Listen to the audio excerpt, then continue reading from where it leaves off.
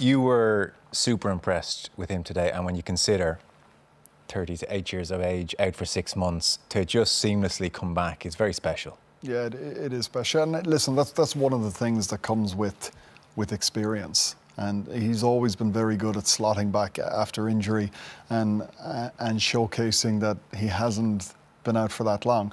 He would have been training really hard with the team. He would have been running with the first team for the last number of months. And, you know, by all accounts, the news coming out of camp is that the intensity of their training every single day is at match level. So it shouldn't have been too much of a surprise for him.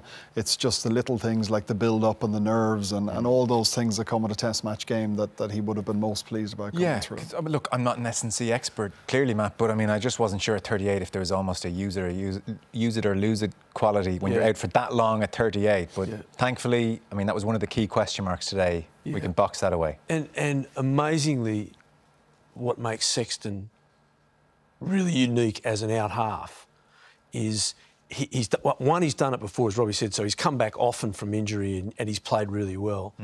But he hasn't seemed to deteriorate. So usually a player in the backs, when they age, they change their game because they just lose a metre here and, you know, they lose that a second of timing there as they get on.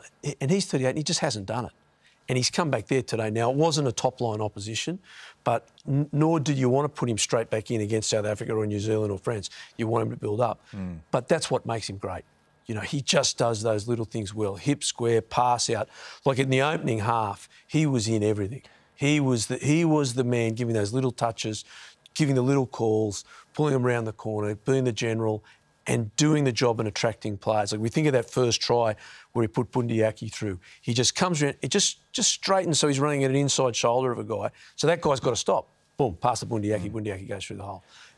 That's the difference between the also-rans. And when I'm saying also-rans, I mean like a lot of the 10s at this World Cup. And him and probably Richard Mayonga and one or two others. But that's what makes them world-class. Yes.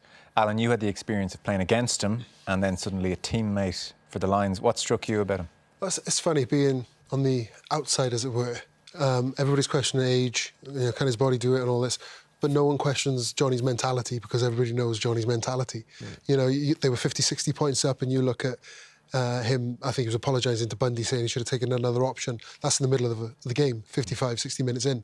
And then he's the first guy to say, I need to go and look at myself after the game. And I think sometimes you need to take a step back and realise the mentality of the guy and the competitor that he is. And I think to perform like that today, I think it speaks volumes of him. And there's not many players that could probably do that, like we've already said. But I think Johnny's probably only going to get better throughout this tournament, which is good for Ireland. It sure is, Am I right in saying on the Lions tours, a couple of the Welsh forwards maybe were struck by just how vocal he might have been behind them in the initial stages? He doesn't like forwards cutting off passing channels, I can tell you that. And I probably can't say what he said to them live on TV, but no, he was a chorus in himself, put it that way. I'll bet.